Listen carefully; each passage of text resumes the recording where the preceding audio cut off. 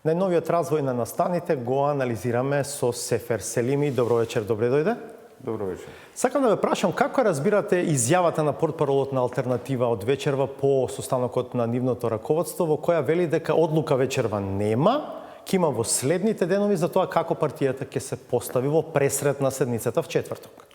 Добро, ние сме веќе сведоци на многу интересни случувања и многу динамична политичка сцена што работиве се извртуваат од час на час и не можеме да предвидуваме, ниту да можеби и погодуваме што би сакал да кажува портпаролот. Меѓутоа, тоа што оставува впечаток е дека една партија која со своите 4 пратеници има подпишано дека стои зад условно кажано, уривање на ова влада од СДСМ и ДУИ, сега излегува со став дека нема став.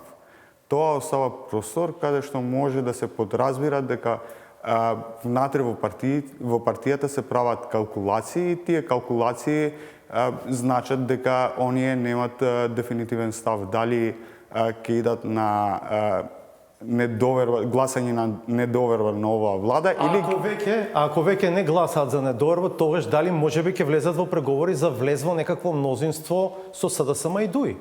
Па тоа е логично, може да се свати од ова кратка изјава од нивниот портпарол, иако цело време се шпекулираше дека зад кулисно се оговараат и преговараат секакви коалиции со секакви елементи и од позицијата и од позицијата, така да засега сме во тарантинско сценарио со Макијавели како пишувач на сценарио. Дали тука би ја сместиле и одлуката на управниот суд од вечерва, со која што практично се преиначува одлуката на ДИК, во Желино нема прегласување, победник е кандидатот на БЕСА, а токму тоа беше поводот за генералниот секретар Хоџа да каже дека Желино може да урне една влада, а потоа видовме тоа доведе и до потпишување на нивните пратеници на иницијативата за гласање недоверба.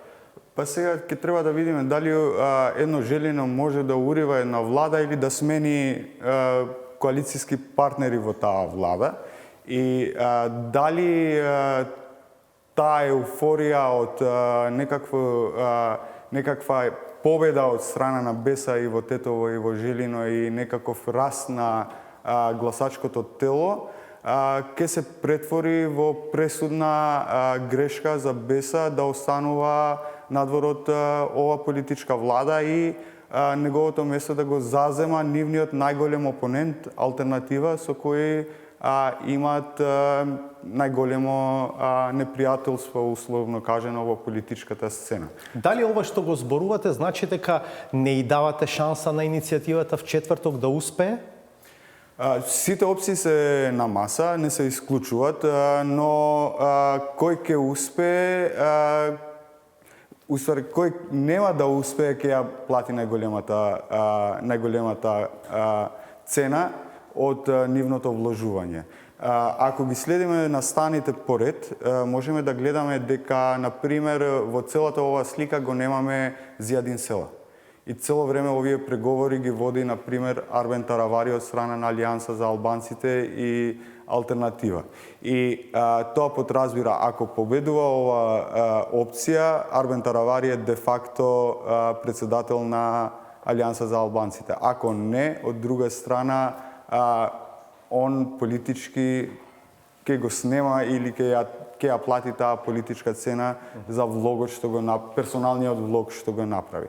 Меѓутоа, сепак мислам дека во долгорочна перспектива сите овие случувања се на еден вид уште едно вложување од политичките партии во недовербата од граѓаните кон нив. А недовербата кон политичките партии подразбира недоверба кон државата и државните институции и тоа е една многу опасна спирала што го минира демократското владење во едно општество. Каде ја гледате улогата на ДУИ во сето ова? Ја мислам дека како и секогаш оние успеа да извлечат излезни сценарија од каде на секој поглед ќе излегуваат победници со поголема или поголема маржа на придобивка. И тоа го викам дека ако оние успеат да остануваат во влада, тоа подразбира дека целиот овој влог, целата амнестија што им ја направи опозицијата, албанската опозиција на ВМРО ДПМНЕ, ќе го амнестира и нивното владење заедно со ВМРО ДПМНЕ во 10 години наназад. Што подразбира дека веќе во картите на игра на албанската опозиција оние нема да можат да го критикуваат дуи за нивното владење со ВМРО ДПМНЕ.